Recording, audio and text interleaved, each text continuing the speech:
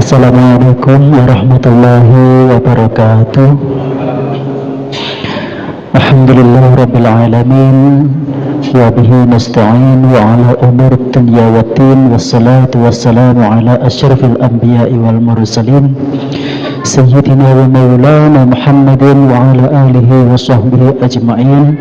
Rabbi shrah li sadri wa yassir li amri wahlul 'uqdatam min lisani yafqahu qawli, amma ba'du. Bapak, ibu-ibu jamaah salat isya dan salat tarawih Masjid Al-Ikhlas, semoga kita semuanya selalu dalam rahmat Allah Subhanahu wa taala. Pertama-tama marilah kita panjatkan puja dan puji syukur kita kehadirat Allah Subhanahu wa taala atas limpah nikmat, taufik hidayah serta inayahnya sehingga kita dapat hadir pada malam hari ini di tempat atau di masjid yang kita cintai ini dalam rangka yaitu menjalankan ibadah salat isya, dan insya Allah kita lanjutkan dengan salat tarawih serta salat witir dengan berjamaah dalam keadaan sehat walafiat.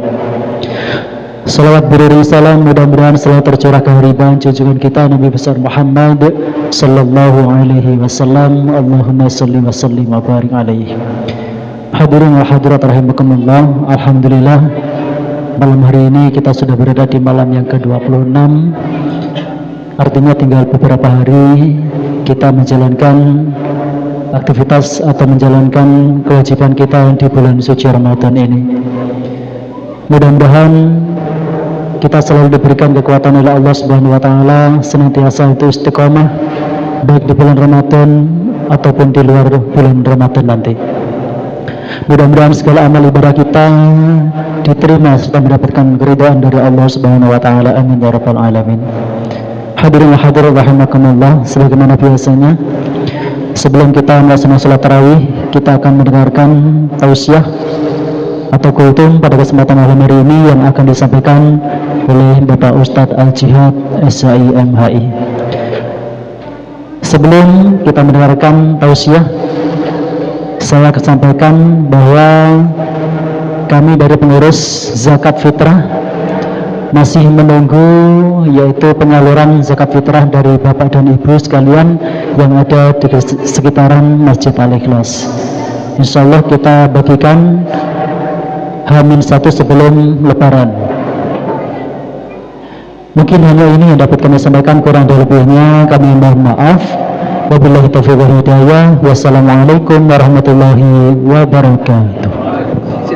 Izin di atas ya. Izin Pak di atas Pak.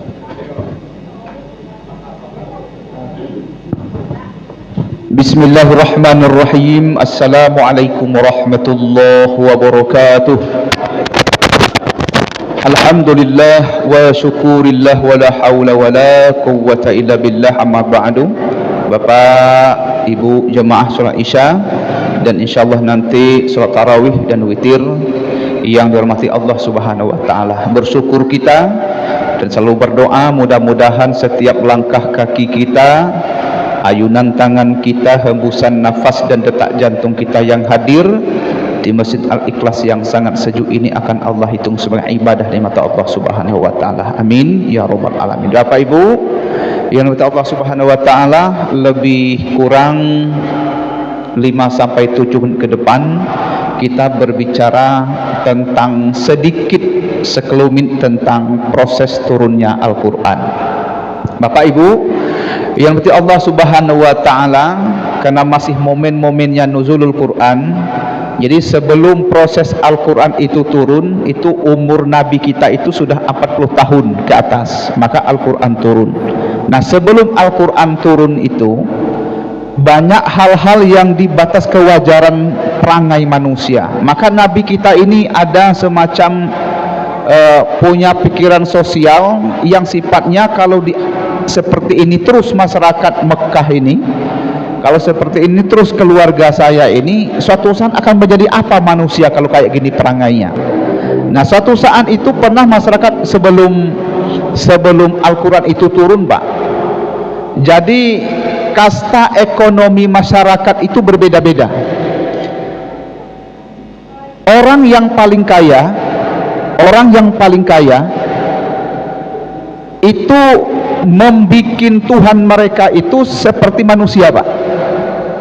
Jadi bikin tangannya, bikin perutnya, bikin kepalanya, bikin kakinya, bikin semuanya seperti manusia.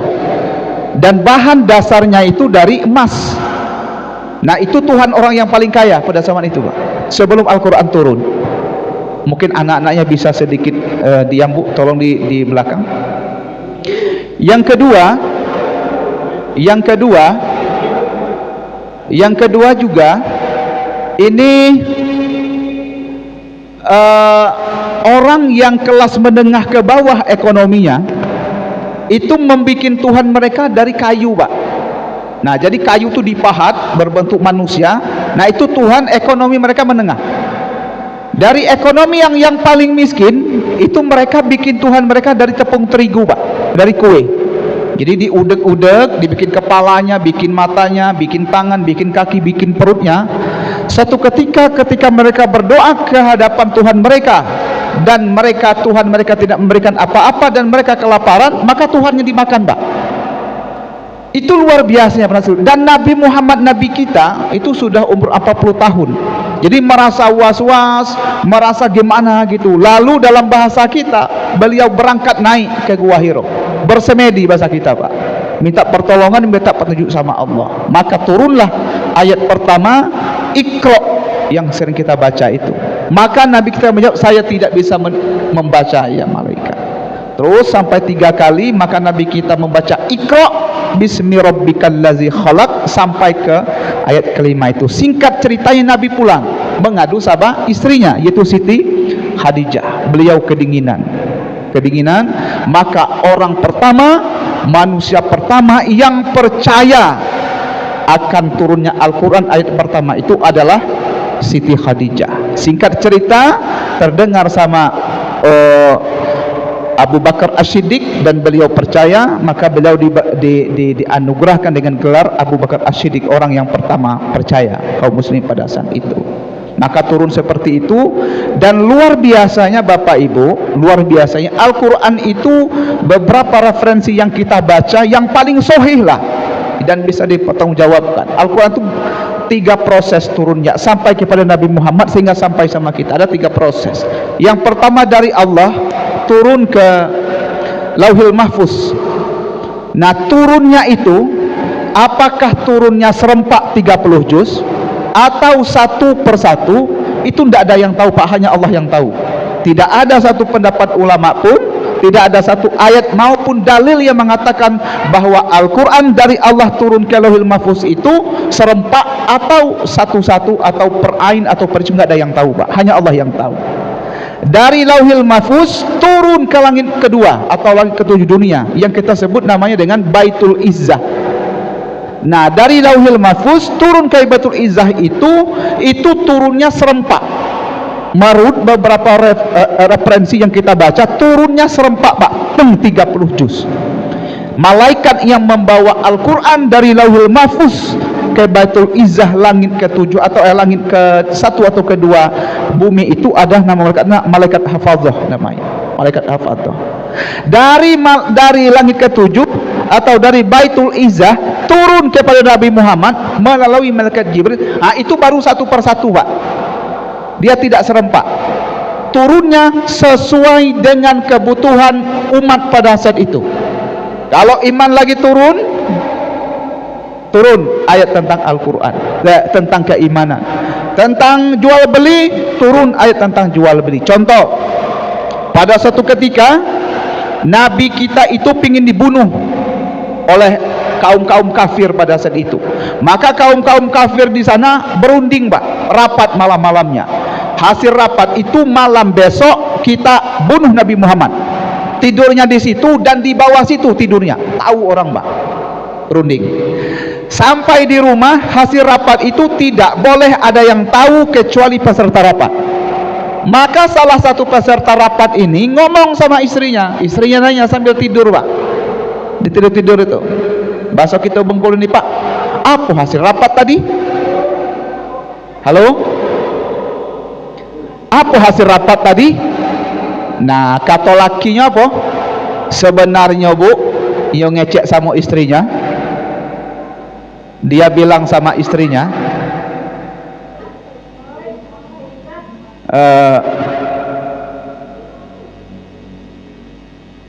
saya akan sampaikan hasil rapat tadi, Bu, tapi jangan bilang-bilang sama orang, Bu. Kata suaminya, enggak usah bilang-bilang. Oke, Pak. Sebenarnya, Bu, malam tadi kami rapat, malam besok kami pingin bunuh Nabi Muhammad. Kenapa dibunuh? Dia itu pembohong, dia itu pendusta, dia itu tukang sihir, lagi lo lanang itu. Maka besok jangan bilang ke orang, Bu, ya, besok kami pingin bunuh Nabi Muhammad. Oke, tidur. Pagi-pagi istrinya keluar rumah beli sayur, ngumpul. Woi, ibu-ibu yang lain kok penasaran, apalah isi rapat laki kita malam tadi. Dak, laki aku tidak mau ngasih tahu.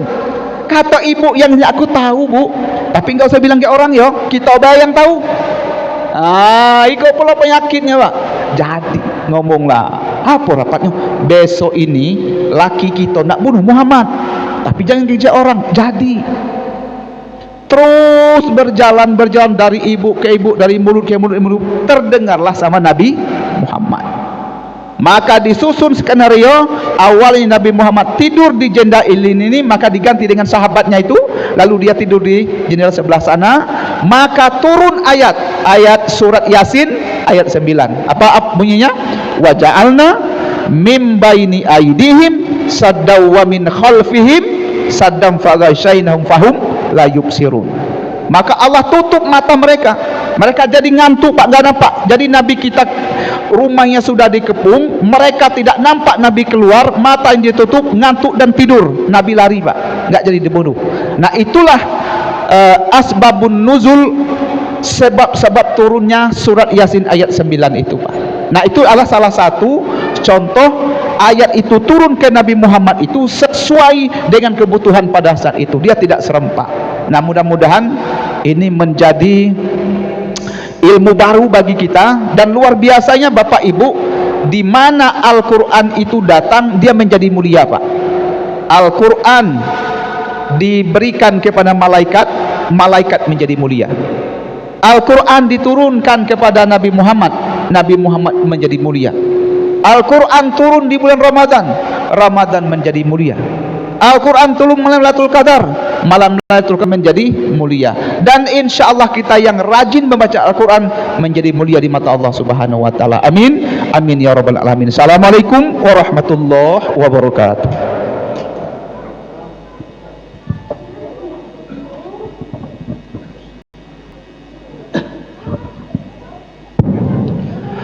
Hati Allah yang tidak usah nasaran suami rahimakumullah.